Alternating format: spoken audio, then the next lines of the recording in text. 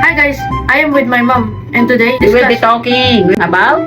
values transformation. Okay, so what do you mean by values transformation ba? So what do you know about values transformation? Values transformation ay pagbabago ng ugali, ang pagiging matapat, ang pagiging mabuti at magiging masipag at magkaroon ng magandang asal. So ibig sabihin if it's values transformation from doon sa pagiging mga pag-iisip mo na medyo makitid kasi bata ka pa, wala pang masyadong iniisip sa buhay. So since ngayon you are 12 years already, di ba? 12 years old na. So, ibig sabihin, you need to transform your values na into positive thinking. Lahat, tama na yung gagawin. Hindi na kung ano yung Mali. kung ano lang yung gusto mo, kahit alam mong mali. Oh, simple. Anong mga sample doon? Na alam mo nang sinabi sa iyo na gawin mo ng tama pero ayaw mong gawin. What is it? Bawal mag-drawing sa notebook sa likod. Ano pa? Oh, ano, you are kept doing it kahit palagi nang labas na ang lalamunan ng nanay ng tita mo sa iyo. So, patuloy ganun pa rin ginagawa mo. So, ibig sabihin at this time dapat you have to change your thinking about it. Kaya nga magte-transform ka ng iyong values. Transformer. So, pag sinabing transform, ibig sabihin into positive, dun sa mas maganda, dun kung ano yung tama, yun ang lagi mong iisipin. Tama ba itong ginagawa ko? Magagalit na naman yung tita ko. Dati, magalit ang tita ko, wala akong pakialam. So, ngayon, hindi na pwede. Magagalit yung tita ko, magagalit din yung mami ko. So, dapat nagbabago na ako. Kasi, meron na akong values transformation. Tinuro na sa akin yun na dapat binabago ko na yung mga negative na mga ginagawa ko before na laging nakaka-trigger para magalit yung mami ko at saka yung tita ko. Okay, so like for example, so ano ba yung mga negative na ginagawa mo sa bunso mong kapatid? Kinukuha yung mga nilalaro niya laruan at Napaiyak mo siya. sa kanya para kuhanin niya. Oh, di ba? Tinitrigger mo siya. Ibig sabihin, binubulik mo, ikaw mismo as kuya, binubuli mo yung kapatid mo, kaya pala nagugulat kami, minsan nagagalit na siya. So, we thought, inaalagaan mo pag iniwan namin sa iyo, pero ang totoo pala, tinitrigger mo siya para magalit. So, ngayon anak, you have to transform that thinking mo or ugali mo na alam mong nakaka-trigger dun sa bunso mong kapatid. Dapat baguhin mo na yun. Tsaka kawawa naman si baby pagka palaging ganun. Dapat, as kuya, ikaw yung number 1 na tagapagtanggol niya. Kumbaga, kung mayroong ibang bata dyan, wala siyang ibang sasamahan kundi ikaw. So, kailangan mo i-change yung values transformation doon na ngayon, you will be the responsible kuya na. Okay? Oh, what else? Ano pa ba yung ibig sabihin ng mga transformation na yan? Ano pang naintindihan mo kanina? Yung naintindihan ko po na dapat pagbago na po ako dahil matanda na ako. Oh, yun. Yun yung kanina ko pa sinasabi. Kailangan, as teenager, hindi ka na yung bata na kailangan kung ano yung pagkain ng kapatid mo, aagawan mo pa. So, kung kaya mong pagbigyan siya as kuya, di ba? Oh, matanda ka na, hindi ka na baby. Oh, like that. Oh. Tama ba yan habang nag-i-interview? Tama ba yung ganyang ano mo? So, kailangan maging ano ka. Project mo pa naman yan. Oh, what else? Ano ba naintindihan mo? Kanina? Naintindihan ko po na dapat baguhin ko na po ang sarili ko. Dapat tanggapin ko na po yung mga magaganda at tamang asal. Okay, so yun yung kanina pa natin sinasabi na kailangan yung ugali mong pangit is papalitan mo na. Kung dati ayaw mo mag-toothbrush ng tama, ayaw mag-toothbrush bago matulog. So pag ganyan, since ikaw ay maedad na, ikaw ay teenager na, anak, hindi mo na pwedeng gawin yan kasi masisira yung ngipin mo, maaga kang mawawala ng ngipin. Sige ka, gusto mo maging kagaya ng lolo mo? Isa na lang. Oh, di ba? Isa na lang. And at the same time, anak, ang very important data na kailangan mo i-transform is yung dream mo sa buhay. Ano ba yung mga pangarap mo? Dati, ano lang yung simple lang, parang wala lang. Gusto mo lang na araw-araw papasok, tapos wala kang masyadong vision. Wala kang goal. So, kung gagawa ka ng iyong dream ngayon, dapat it's something na relevant kung ano yung meron tayo dapat, anak. So, ano bang meron tayo ngayon? Computer, di ba? Oh, diba? So, dapat at least kahit paano, since computer, making games. Game developer. Pero store tayo, hindi tayo gumagawa ng mga ganon, hindi tayo nagde-develop ng ganon. Pwede siguro mapag management, business management, anak, pwede. Pwede naman. Anyway, nasa iyo naman yan. So pwede rin kung ano man ang gusto mong pangarap, susuportahan naman kita. Pero ang as much as possible, syempre, you have to trust mommy, trust your mother na yung iniisip ko na tama sa'yo, na I think doon ka mas magpa-progress. And Anuhan mo yun? Kasi ngayon, parang palagi kang, hindi mo pa alam kung ano talaga yung direction mo. So, based dun sa talent mo, at saka nakikita ko na pwedeng magiging maganda yung future mo doon tayo, anak. Kung pagaganahin mo lang yung iyong mga, mga leisure, mga talent mo na pampalipas ng oras. Anak, dapat pag nangangarap ka, it is something na magiging productive, magiging Passionable about.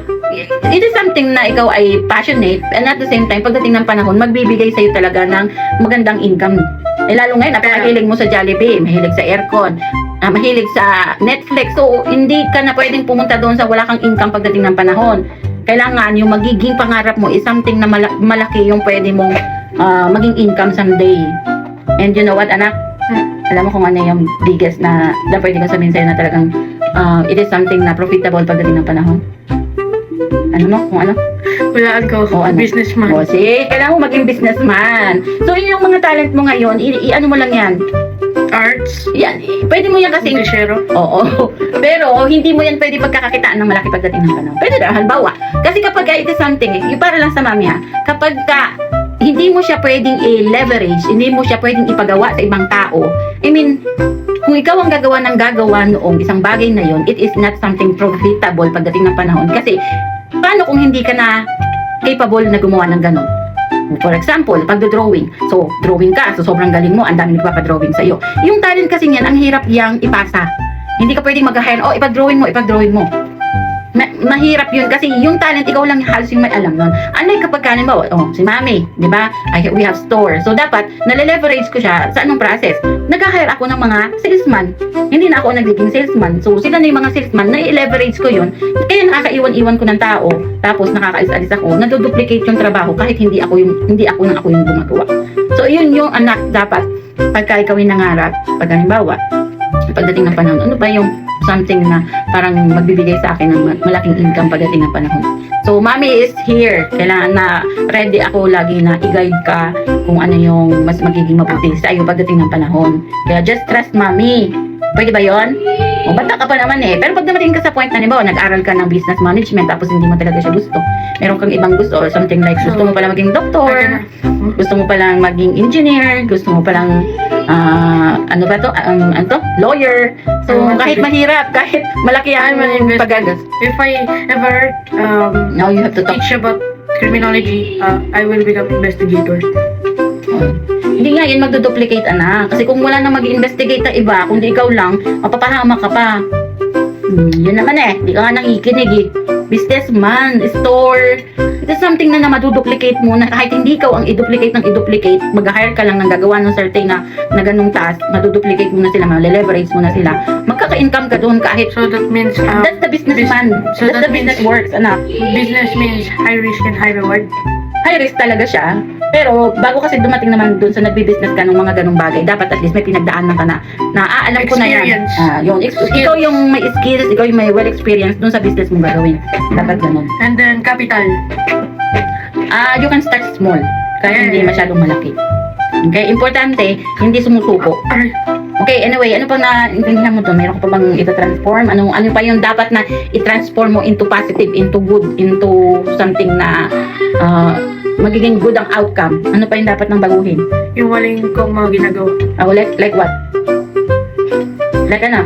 Ah. Yung eating habits mo ba, hindi mo kailangang palitan? Okay. Sige, bata ka pa. Pero pag edad-edad mo, anak, hindi na talaga pwede yung kahit tutulog ka na lang, kakain ka pa rin. Grabe na. Vegetable! Alam mo ba guys, every night, nagja-Jollibee pa silang magkapatid. Hindi ko sila mapigilan. So, sige, bata pa naman. Anyway, ano pa? Yung hindi paggagawa ng yung pagtitrigger ng high blood ni tita. Yun. Paghuhugas ng plato. Di ba? Pag titiklop ng higaan. Mga kaibigan ko yung Pag-toothbrush bago matulog. Kaya nga, tinuturuan kayo na i-transform nyo na yung mga values ninyo. Kasi mag-high school na kayo, dapat mas responsible na kayo. O yung hindi pagsusulat sa notebook, nanguhula na lang kung ano ang lecture. Ano pa? yung Hindi pagliligo ng tama, hindi nagsashampoo, hindi nagsasabon ng tama. Yan po. Ano ba? Ay, ano talaga, i-reveal ko na. yellow gold teeth. Yan, yung teeth niya, pinababayaan niya kahit maganda yung ngipin niya. Pinadentist ko naman yan, pero ang problema dyan, so far ngayon okay na. Okay na, so far okay pa naman ngayon. Unlike before na talaga tamad siya mag-toothbrush. Ano pa?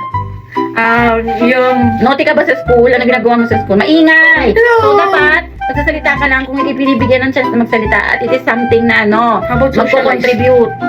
Socialization, mahilig ka naman maging friend, makipagkaibigan, di ba? Marami So, naman but choose the best one kasi ngayon high school ka na, dapat marunong kang magpili ng friend kasi mamaya madala ka sa mga fraternity. Ibig sabihin, ano ba, yung kaya kung i-choose na kaibigan ay magaling sa math pati sa science. Oo, pwede. Basta, kung something na makakapagturo sa'yo, hindi yung ikaw yung hihilahin sa masama. Anyway, meron ka bang gustong isorry kay mami? Ano yung mga ginawa mong kabalbalan na dapat kung dapat kung ikaw patawarin? Ano yon? Yung mga, yung pagsasagot ka sa akin, tita, at pag-trigger ko ng anger issues mo dahil dun sa AI. Kasi more on AI na yung ginagamit sa stores, sa mga pagsisell namin. Tapos ayaw niya sa AI, ang laking tulong nun sa business namin. O ano pa? Ano yung sorry mo talaga? Yung super isa-sorry mo kay mami? Lahat ng mga ginawa ko masama. Ayaw, like what? Like what? Oh. Isa-summarize ko lahat yun. Oh, hindi. Yung specific. Like yung bumaba ang grades. Tapos, ang exam, ang bababa din. Hindi ko naman sinabi na highest grade. At least average, ayun, below pa. Bagsak na. Ang hilig-hilig sa food. Ayaw namang bigyan ng sukli na maganda man lang kay mami. Sukli ba yun, ma'am? I mean, syempre, di ba sinabi ko sa'yo, lahat naman pinoprovide ng mami. So, ang gagawin mo na lang, Sukliin niya na suklian mo magandang grade. Yun, sa pa, di ba? Tsaka, yung number one talaga anak, ang iano ko sa'yo is, kailangan mo talagang maging responsableng kuya kasi sa kapatid mo. Kasi dahil sa mga ginagawa ko. Huwag mo siyang gagalitin. Nainis ako ng gano'n. Super nagagalit ako kapag ginagalit mo yung kapatid mo. Okay? No. Ano ko ni Bibi pag natutulog ako kahit hindi ko Hindi naman niya yung sinasadya. Ang ano lang gusto nga niya lumapit sa iyo eh. Pag tulog ka na lang siya nakakalapit sa iyo. I don't know kung bakit. Ginaganon niya ako. Hindi, anak, isa pa palang nakaka-trigger sa akin. Yung wala kang pakialam maghapon sa kapatid mo, mas may pakialam ka pa sa tablet kaysa laruin yung kapatid at kausapin mo. Di ba? Siloso pati, silosan mo pa eh, kabata-bata pa nun. Ikaw yung tanda. So yun guys, so at least may mga natutunan ng anak ko with regards to values transformation. May mga positive naman siyang gustong baguhin sa buhay. So happy naman ako today and hopefully mabait naman talaga tong anak ko. Kailangan ko lang talagang Mabait naman talaga. nagagalitin. So yun guys, thank you so much. Pagka-joker. Bye-bye. Bye-bye! See you tomorrow!